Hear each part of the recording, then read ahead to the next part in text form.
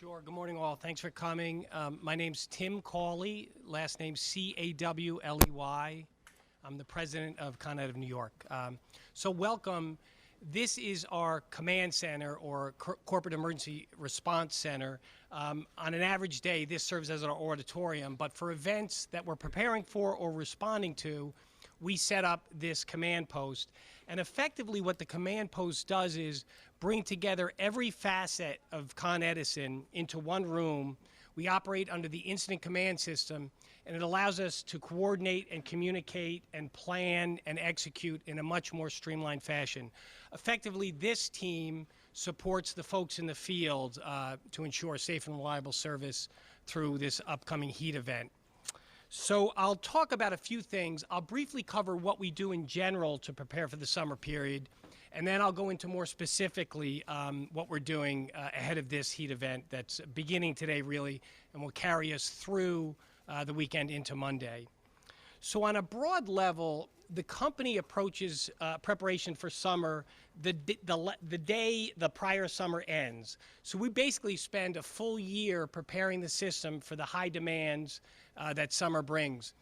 And we do that in a few ways. A big way is through investment. In the last year, we've invested $1.5 billion on our energy delivery systems. And a few examples, we replace underground cable, we replace overhead transformers, substations transformers are replaced and augmented. All of that adds up to about $1.5 billion to ensure the system's ready for what this weekend will bring. And the other aspect, critical aspect of our preparation for the summer is key inspection and maintenance programs. So we want to make sure the equipment we have is ready to perform at the highest levels when it's called upon this weekend. I'll give you two examples of heat-related prep that we go through. One is on our large substation transformers. Occasionally we'll use water cooling to increase the capacity. With high demand, the transformers heat up and we can cool them with water. So we want to make sure that those water cooling systems operate precisely as designed. So we test that in the spring and fall months to make sure we're ready for a period like this. And the other example of a maintenance program I'll give you is an infrared inspection. So our technicians take infrared guns, infrared cameras, and they're able to pick up hot spots, say on an April day on a circuit. And if it's hot on an April day, it's only going to get hotter, and that's the sign of an incipient fault on the system. So when we detect hot spots on the system, our repair crews will go out and remedy that before it gets exposed in a heat period such as this. So transformer cooling, infrared inspections, programs like that help us ready the system for top performance. For the incident at hand, the heat will begin to pick up today. It is going to be very hot. We expect demands to rival weekend peaks that we had in 2016. In 2016, the weekend demands were the highest they'd ever been for a weekend, and we expect to see similar demands over the course of this weekend. So we do a few things. The first is, you see it here, we established this command post to make sure that all functions in the company are focused on safe and reliable operation should events occur. We've augmented our staffing considerably. So we have 4,000 women and men out there in the streets working on underground cables, overhead wires, substation equipment, transmission lines, both monitoring that equipment and, should events occur, jumping on it so that we can minimize any impact to our customers. If customers do have an outage, they should report the outage. The best bet is through our website, coned.com. They can also use texting and other capabilities to report it, and that allows us to more quickly augment the information systems we have to understand where the outages are. It also allows us to communicate more clearly with regard to expectations on restoration should outages occur. And the last note I'd make is we encourage all of our customers to be energy efficient, to conserve where possible. We think that's a 365, 24/7 message that goes out. It's always a good thing to do. But it's particularly good in this period because it reduces some of the demand on the system. Customers will save money, and it's good for the environment. So we encourage customers to do what they can to conserve energy. So with that, I'd be happy to take a few questions. The mayor's 78 degrees for office buildings. Is that something that comes from you guys, or is he pulled out of thin air? So I don't know what the genesis is, but it's thematically consistent with this idea that if we conserve energy, it's good for all three reasons. It's good for the environment, it lowers bills, and at a period like this, it just takes a little bit of the edge off the demand on the system. Is there anything from the blackout last weekend that is taking either manpower or infrastructure power away from what you might need this weekend? Absolutely not. So we had the event, all of the infrastructure associated with that event, the power carrying infrastructure is back in service, was back in service shortly after the event. We had to do some testing, but within a day or two, that's back. So it has nothing, no impact at all. And while we had a team do some extensive root cause analysis, we are focused and moving forward on this event with everybody's keen eye on ensuring safe, reliable service through the weekend.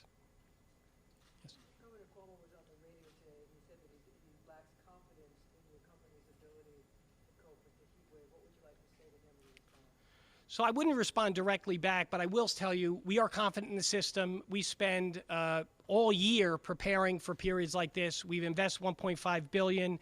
We maintain the system. We augment staffing. We stand up a command post where literally every function, from logistics to stores to transportation to customer service, everyone's in this room with one mission in mind: safe, reliable service through this heat period. So.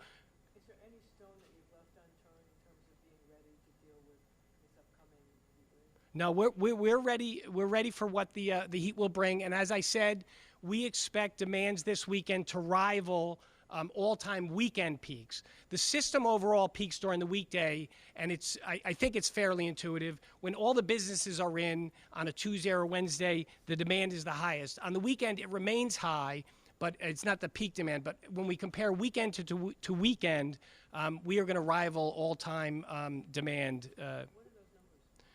So I can get them to you in rough terms. The all-time system peak, what we designed the system for, is about 13,200 megawatts. And a megawatt, in rough terms, 1,000 homes, and that's rough. This weekend, we expect anywhere from 11,500 to 11,900. And that's variable. It can depend on cloud cover, if it get rain, but that's sort of the rough range that we're looking at.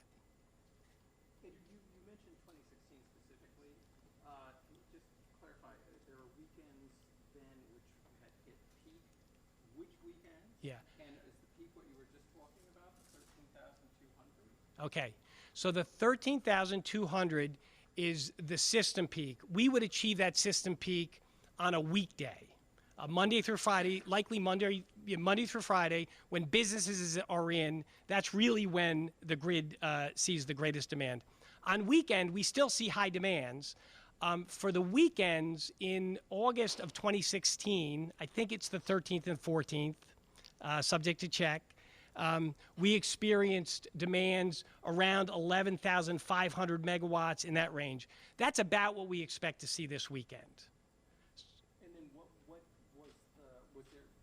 the effect of that kind of peak then? Were there brownouts or blackouts? There were scattered outages. Performance of the system was very strong. So you said that you had infrared in April. You used infrared tests to see if there are any hotspots.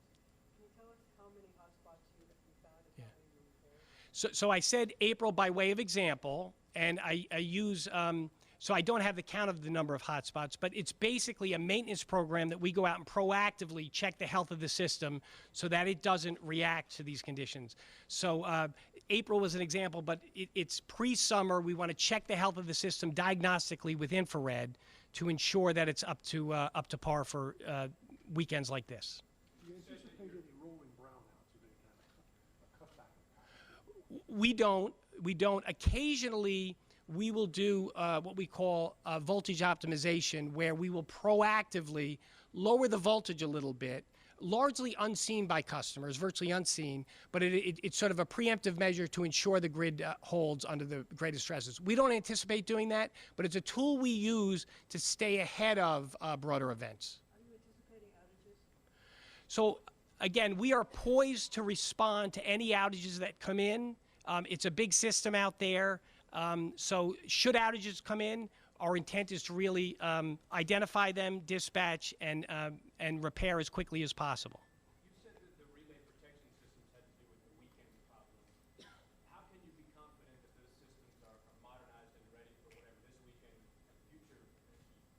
Yeah, so really 2 points on that. I am very confident. The event that happened last weekend, we've identified the cause of the relay misoperation. We've isolated those. We still have full and adequate protection for that area. And the relay protection system in general has been robustly proficient in performing the duties we ask it.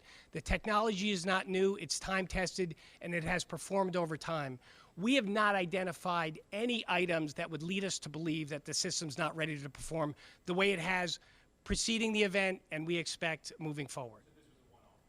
We're going to look more at the particular relays in question and that protective system, but the system's sound. I can get it to you, but we've identified them and we've addressed them, and that's where we are. So all the other relays are okay? Yeah, we've identified, again, these relay systems have performed at an incredible level of high performance. We don't have these events. I think I said 13 years to a prior group. It was actually 12. So way back in 2007, we had an event similar to this. It really doesn't happen much. We spend a lot of time with a lot of highly competent technical people designing these systems, robustly testing them, and if there's any event on the system, we dig in deep. We're digging in deep to this event to see if we can learn anything. But in terms of the system-wide relay protection systems, we feel very confident. Do you think any of them or many of them need to be upgraded to the microprocessor?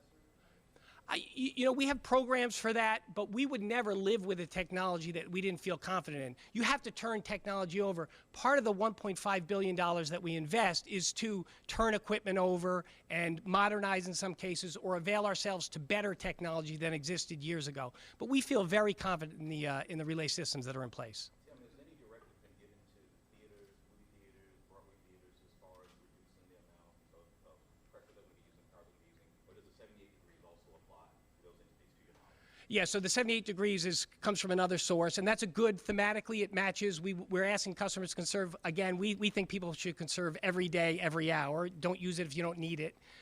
Particularly in this period, it's helpful. So nothing special for the theaters or otherwise. So you've got 4,000 people in the field. You said that's augmented, so what's the normal number? I'll have to get it for you, and effectively the way we augment is with our crew staffing, it's everybody in, everybody on. We augment both the day shift and the night shift, so we have around-the-clock coverage. And rather than working a typical 8-hour day, people are scheduled for 12, so that augments by 50% our ability to have feet on the ground. In addition to that, all of the support functions, the people you see in this room, are backed up by legions behind them. So they are the reps within this command post, but they have lots of folks whose single purpose, until next week, is to ensure the safe, reliable operation of the system. We've augmented a little bit on our overhead system. So while it's often an underground event, there's demand on the overhead system as well. So for example, if a transformer, a small transformer about the size of a garbage can overloaded on a pole, we can get there more quickly to address, assess. So we've augmented our overhead staffing. It's going to be hot too, so we want to make sure we have people, you know, our workers are super dedicated and engaged and really focused on providing safe and reliable service, but we want to augment where we can. So in particular, the overhead crews, the crews that work in the bucket trucks, we've augmented. I'll have to get you the number. And how do you feel about the redundancy that you built into the system? I feel really great about it. You know, the redundancy that we have on this system allows us to deliver very highly reliable service. By any measure, we are the most reliable electric delivery system in the United States, by any measure. Having said that, we are going to learn from Saturday's event. We continue to try to get better, and that'll be consistent with coming out of Saturday's event, but I feel very good about it. We have, the system's designed with more capacity than is needed to deliver so that we don't have customer outages on the first event. In fact, in the inner city areas, often the second event still does not yield an outage. So I feel really good about it. This may be an obvious question, but what's the thermostat set to here at the headquarters? So 78, yeah, I'll check that, yep. Yeah, and we often, if we do appeals, there are certain programs where we can reach out and customers sign up and get benefit the grid, and also they get compensated for it. When we do that, we're super conscious about what we're using in our facilities as well. Tim, you've got 4,000 men and women out in the field. What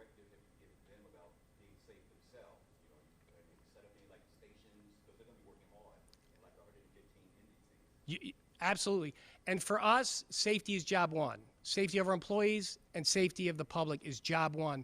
So we have a number of messages we go out with. We brief before every job. It's the things you can think about: hydration, doing self-checks, checking your peer to make sure they're still focused, taking breaks out of the heat, signs of heat exhaustion. All of that gets sort of refreshed in these briefings. And when Bob Scamenti runs his CERC call, we start with a safety message. It is the first thing we focus on, and we'll continue to do that through it. But you're absolutely right. So fatigue, heat, hydration, those are all the messages you expect, and we deliver them frequently. He's somewhere here. Hey, Bob.